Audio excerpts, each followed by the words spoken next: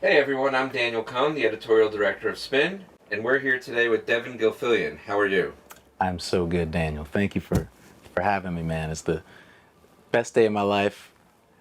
It's good. It's We're going to great. continue the good feelings by talking about a topic that you actually suggested to us. That's a very important topic that's going on in this country right now, and it's voter suppression.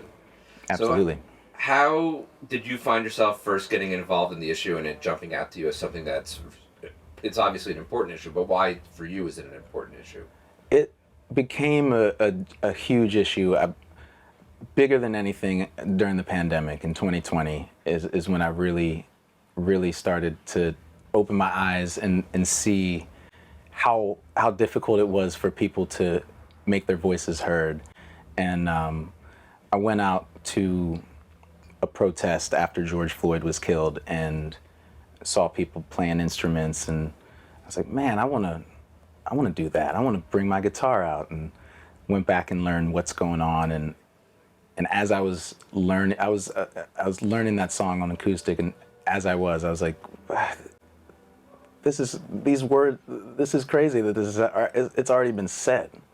These words have already been said, and that kind of pushed me into my black militant mode, and kind of opened my eyes to see how people of color and poor people in this people who don't have the resources, how difficult it is for them to make their voices heard and to vote in this country. And I wanted to figure out some way to do that in Tennessee, to raise some money to fight the voter suppression. So that is what made me actually want to record all of Marvin Gaye's "What's Going On." I did like a whole cover album of his music, and had some artists that I love, black artists that I love, and wanted to lift black voices and somehow fight the voter suppression. So yeah, raised some money for this nonprofit called Equity Alliance, and they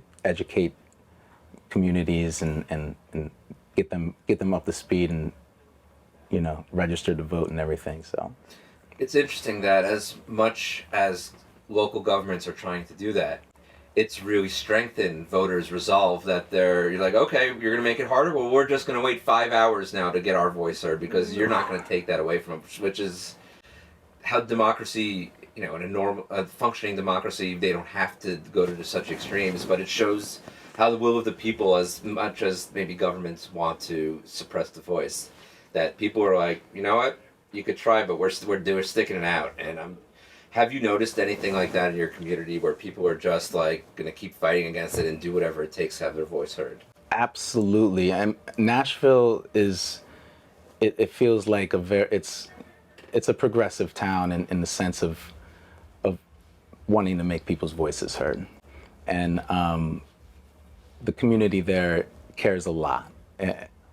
It does feel discouraging a lot of times, if you feel like there's a lot of people who don't see the importance, feel like a little, you're in a blue island in a giant red sea, and I don't want to make it split between one or the other, but it is in a way. It's to me, there's one team that wants people's voices heard, and there's another one that doesn't. And Nashville, in my community, I see it's everyone wants people to vote. It's right. Yeah. You could choose not to, Yeah. but you shouldn't be allowed or forced not to, if that makes sense. If you don't want to vote, it's your own choice. But you should be able to have the ability to vote, Yeah. so you can get your voice heard. The measures that just seems to be getting more and more extreme, but people, it's just do your good work and getting the word out there. It seems like it's really helping energize folks and mobilizing them. Trying, I'm trying, Dan. I just want people to want to talk about politics. I think people are scared to talk about politics, and we shouldn't be. But it's a key part of the First Amendment, though, is being able to say what you want and not be Absolutely. penalized for it. And not being penalized, and listen, being able to speak your truth and say what you want, and also pay attention to the journalism that is true and real and authentic and has integrity, so that we can have those conversations and learn and have those conversations, but it all starts with conversation, and putting the importance and the weight and gravity of politics, and that we should all have opinions about politics because they do affect our lives, and I think if that was more, it feels like we're in this popularity contest, and we're not paying attention to the actual policies that are happening. We're paying attention to who is more popular, and if people were more invested into the policies and more and got to actually see, and read about what was happening in on that front, and not be scared to talk about it, then we would be fighting for our voices to be heard more, And I don't know how to get there, but by just saying, hey, let's talk about it. Let's talk about politics. It's it's connected to your community, and that's where all politics, everything is local and grassroots. As much as people today want to think it's nationalized, everything happens at home.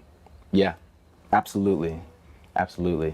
Well, cool. Well, thanks for coming by. Is there anything else you want to tell everyone out there? Get out and vote. Make your voices heard and fight for it.